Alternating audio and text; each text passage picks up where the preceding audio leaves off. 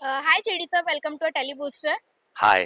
सबसे पहले कॉन्ग्रेचुलेशन। अब तक मैं जब से देख रही हूँ वागले की दुनिया के बाद ये आपका दूसरा शो है जो 1000 एपिसोड कंप्लीट हो चुके हैं। क्या कुछ कहना चाहेंगे? सबसे बड़ा तो ईश्वर का जो ये हम पे ईश्वर की कृपा है उसके लिए उनका तहे दिल से बहुत बहुत आभार। Would like to thank my parents जिनकी परवरिश ऐसी रही क्या कि ये 1000 वाली जो जर्नी होती है ना वो बहुत मुश्किल होती है, हर तरह से मुश्किल होती है, नॉट ओनली क्रिएटिव पर जो होता है कि व्यवहार लोगों को संभालना विदाउट रिप्लेसमेंट एक भी कोई ना जाए, वो 3.5 4 साल तक चलाना अपने आप में वो एपिसोड को बारिश हो कोई भी सीजन हो और डिलीवर करना टीवी पे वक्त पे, तो अपने आप में मुश्किल होती है जर्नी। तो वो जर्नी यहाँ तक बहुत अच्छे से हमको इस मुकाम तक पहुंचाया है, इसलिए इन सब का। और जैसे मैं कहता हूँ कि कोई भी एक आदमी कभी भी कुछ नहीं कर सकता अकेला, तो this was such a great team work, that's why we call it Pushpa team possible. तो ये नया टर्म कॉइन किया है एंड खुशी इस बात की है कि एक प्रोग्रेसिव शो है ये, जो एक माँ हमारे देश में ना हमारी माताओं को बहुत ही जिम्मेदारियों से लादा जाता है और माँ को ये करना चाहिए वो करना चाहिए, तो माँ सबका करने में रह जाती है। और इस माँ को हमने वो किरदार दिया कि वो पढ़ने जाए, वो अपनी पढ़ने की इच्छा पूरी करे और जो हम सक्सेसफुली कर पाए, which has inspired so many lives, impacted so many lives that we are happy about that। Creative आदमी का सबसे बड़ा ध्यान उस बात पे होना चाहिए कि वो समाज में क्या प्रदान करता है। हम एक फिलोसॉफी लेके चलते हैं, जब हम धरती पे क्यों आते हैं, तो to make this place a little better place to live, and हम चले जाते हैं। तो हमारा जो काम के प्रति योगदान है वो ये है कि हम कुछ ऐसा क्रिएट करें जो मनोरंजन भी करे, लोगों को हंसाए मजे करे और कुछ सिखाए भी। पारिवारिक शो बनाए ताकि पूरा परिवार साथ में बैठ के देखे और परिवार का बॉन्डिंग बने। जैसे हमारा परिवार है, हम साथ रहते हैं, हम साथ में मजे करते हैं, सबके परिवार का बॉन्डिंग बने, हमारा अंदरूनी एक हमारी परवरिश ऐसी है। तो ये जब शो इतने सफल होते वागले की दुनिया, पुष्पा इम्पॉसिबल, तो हम सोनी सब के जो रचयिता है, सोनी सब के जो सारे ही लोग हैं, जो टीम है, उनको खास खास उनका शुक्रिया अदा करना चाहेंगे क्योंकि वो हमको ऐसे शोज बनाने का मौका देते हैं।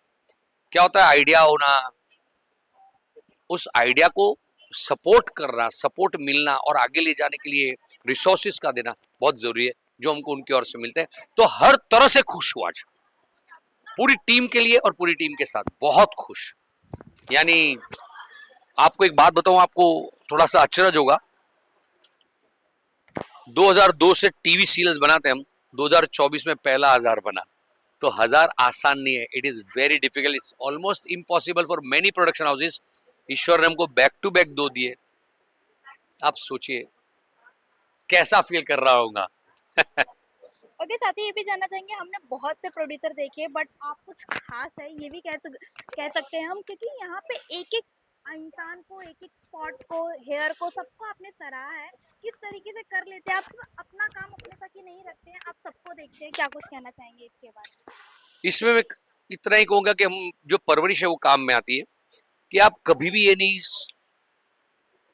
सोचकर चल सकते कि ये मेरा है। आपको प्रोड्यूसर का किरदार पता होना चाहिए, उसको हमेशा ये पता होना चाहिए कि उसका एक कर्तव्य है कि वो 22 क्राफ्ट है, उनके लोगों के साथ जुड़ के काम कर रहा है। वो 22 क्राफ्ट में राइटर, डायरेक्टर, एक्टर, सारे टेक्नीशियंस आते हैं और उनके बगैर शो नहीं बनता है। ये टीम वर्क ही है, ये सिर्फ लिखने के लिए नहीं है। और फिर उनके साथ क्या होता है, मैं दूसरों की बात नहीं कर सकता हूँ, कि एक रिश्ता बनाना ऐसा लगता है डिफिकल्ट है, क्यों? अपने ही लोग हैं, अपने लोगों से रिश्ता बनाओ, याद रखो। और उनको अवार्ड फंक्शन में तो 10 आर्टिस्ट को बुलाएंगे, कोई और फंक्शन में 25 लोगों को बुलाएंगे। अरे वो पूरा साल, 3 साल 4 साल यहाँ देते हैं, ये उनका है। उनको खास जो घड़ियां होती है, खास प्रसंग होते हैं, उन दिनों तो उनका शुक्रिया अदा करना चाहिए और सराहना चाहिए, तभी वो उनको भी लगेगा ये हमारा है, ये मेरा नहीं है, ये हम सबका है। वो फील मैं हमेशा देना चाहता हूँ, इतने सालों से देता हूँ, मैं मानता हूँ। और ये बोलने के लिए नहीं, हम इसी तरह जीते हैं। हैट्स ऑफ प्रोडक्शन में एक दो शब्द की कंपनी है, हैप्पी ऑर्गेनाइजेशन। तो खुशियां बरकरार रखने के लिए आपको खुशियां वातावरण में मिलनी चाहिए। जितनी पॉजिटिविटी आपके सेट पे रहेगी, वो उसमें से निखर के शो आएगा, और वो पॉजिटिविटी लोगों तक स्क्रीन के पार जाके छुएगी। तो ये सारी बहुत बहुत सच्ची बात है, इसको आपको बिलीव करना होता है, और फिर उस तरह से आपको उसका आचरण करना पड़ता है। You have to really behave like that, then only it crosses that TV set and reaches the houses of people and touches the heart of audiences. Okay sir, lastly fans को क्या कुछ कहना चाहेंगे जो कि हमेशा जुड़ी रही है आपके साथ? मैं फैंस को बहुत इंपॉर्टेंट बात बोलना चाहता हूँ। अभी थोड़े दिन पहले वागली की दुनिया ने एक पॉज लिया, आराम लिया, तो फैंस ने सेव वागली की दुनिया करके कैंपेन शुरू किया। तो मैं आपको एक बात बताना चाहता हूँ कि ये शो बंद क्यों होते हैं, अच्छे शो ये बंद क्यों होते हैं? क्यों? जैसे उसकी टीआरपी थोड़ी कम लगती है तो बंद होते हैं। तब आपको लगता है यार इतना अच्छा शो बंद हो गया। आप क्या करते हैं? आप रोज नहीं देखते हैं। आप देखते भी है तो आप कहाँ देखते हैं? कहीं और माध्यम, किसी और वक्त वो देखने लगते हैं।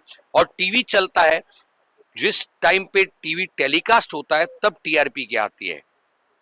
आप सोचिए, कोई ऐसा शो है जो इतना शायद बहुत अच्छा नहीं होगा जो आपके चहीते शो जैसा, पर फिर भी उसके जो फैंस है वो सारे वो देखने बैठ जाते हैं, तो उसके नंबर ज्यादा आते हैं। आप ज्यादा है जिनको ये शो पसंद आता है, पर सारे उस वक्त देखने नहीं आते, तो टीआरपी का मत, तो आपका शो बंद होता है। समझ में आया गणित?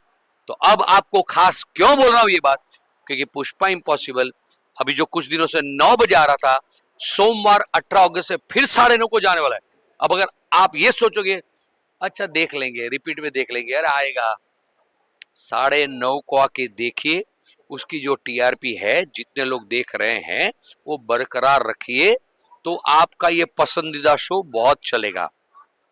हमेशा याद रखिए, जो पसंद आता है, अच्छा लगता है, उसका रिस्पेक्ट करना चाहिए, उससे रिश्ता बनाए रखना चाहिए, वरना वो रिश्ते जैसे टूटते हैं, शो भी छूटते हैं। तो प्लीज याद रखिएगा, मेरे फैंस से, पुष्पा इम्पॉसिबल के फैंस से सिर्फ इतना कहना चाहूंगा, अब 18 अगस्त से रोज रात 9:30 बजे पुष्पा इम्पॉसिबल सोनी सब पे देखना ना भूलेगा, रात 9:30 बजे।